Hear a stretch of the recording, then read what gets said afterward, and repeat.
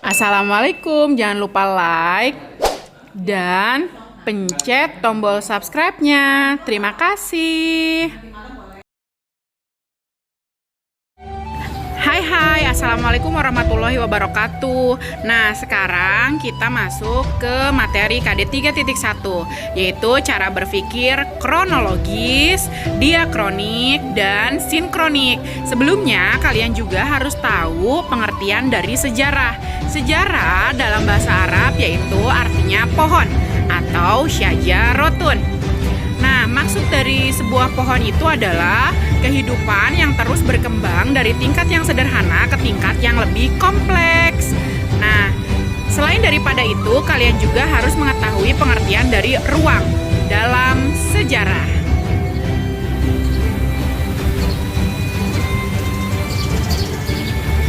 Ruang dan waktu bisa kalian lihat bahwa pembelajaran sejarah sangat identik atau sangat dekat kaitannya dengan ruang dan waktu.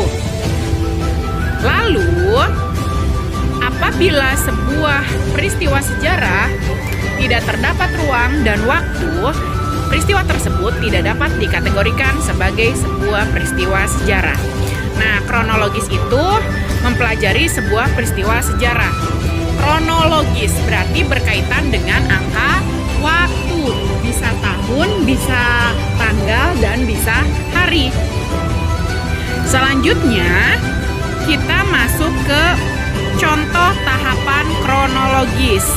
Nah, kronologis dikaitkan dengan mempelajari peristiwa sejarah yang sesuai urutan waktu, runtut dan teratur. Awas, berarti kalau misalnya contohnya tahun 1945, makin ke bawah urutan kronologisnya harus berurutan 1945, 46, 47, 48 dan seterusnya. Contohnya, tahun 1511 Portugis mendarat di Malaka, dipimpin oleh Alonso di Albuquerque. Nah, sekarang yang kedua maju dari 1511 maju ke 1512. Portugis telah berhasil menduduki Maluku. Seperti itu. Jadi, waktunya berurutan. Yang selanjutnya, 1521 Spanyol tiba di kepulauan apa coba? Maluku. Di bawah pimpinan Del Cano. Nah, selanjutnya juga di sana Spanyol tiba ke Kepulauan Maluku tahun 1529, dilakukan perjanjian Saragossa. Selanjutnya di sini kita masuk ke bagian sinkronik. Apa itu sinkronik? Ada yang tahu sebelumnya? Sinkronik itu berpikir meluas dalam ruang tetapi terbatas dalam waktu. Betul. Nah, selanjutnya contohnya itu apa sih? Memahami suatu peristiwa di suatu tempat dalam kurun waktu yang sama. Itu penjelasan dari pengertian yang tadi. Nah, ciri-cirinya apa saja sih ciri-cirinya?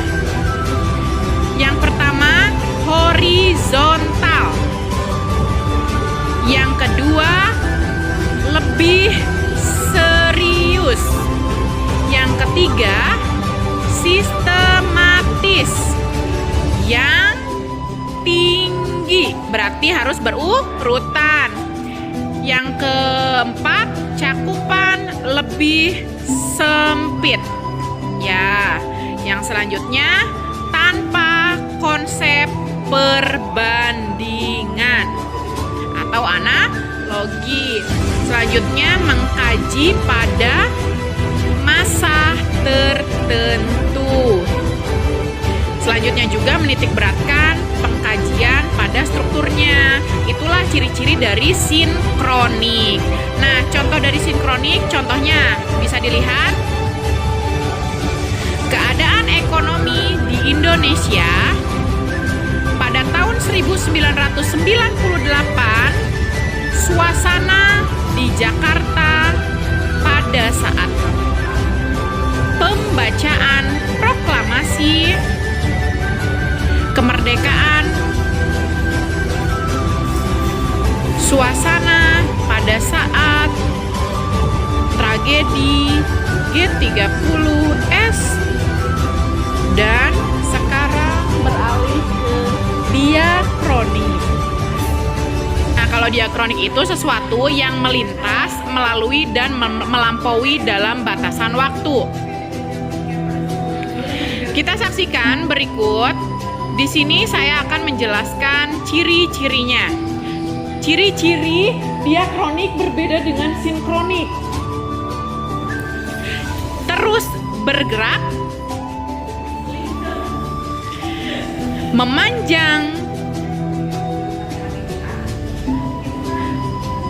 naratif, dinamis, durasi. Digunakan dalam ilmu sejarah. Mengerti? Kalian tahu kan sekarang bedanya kronologis, diakronik, dan sinkronik? Nah, sekarang memandang sejarah dalam transformasi atau gerak sepanjang waktu. Contohnya, Ibu akan jelasin sekarang di contoh dari diakronik. Contohnya yang pertama, sejarah Kerajaan Kutai abad ke-4 sampai ke-14. Sejarah Mataram kuno. Kalau Mataram kuno berarti Hindu, Buddha. Abad 8 sampai 10. Saat pemilu pertama kali diadakan. Tahun 1955. Diikuti oleh banyak partai. Yang selanjutnya, penjajahan Jepang berlangsung pada tahun berapa coba?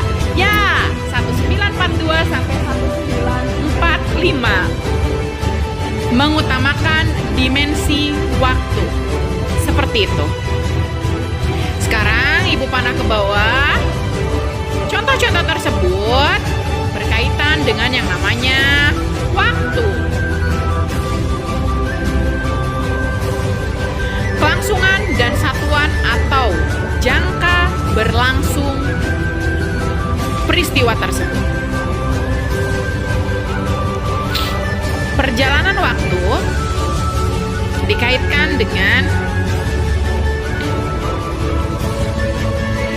menurut Kunto Wijoyo, perkembangan kesinambungan dan pengulangan serta perubahan.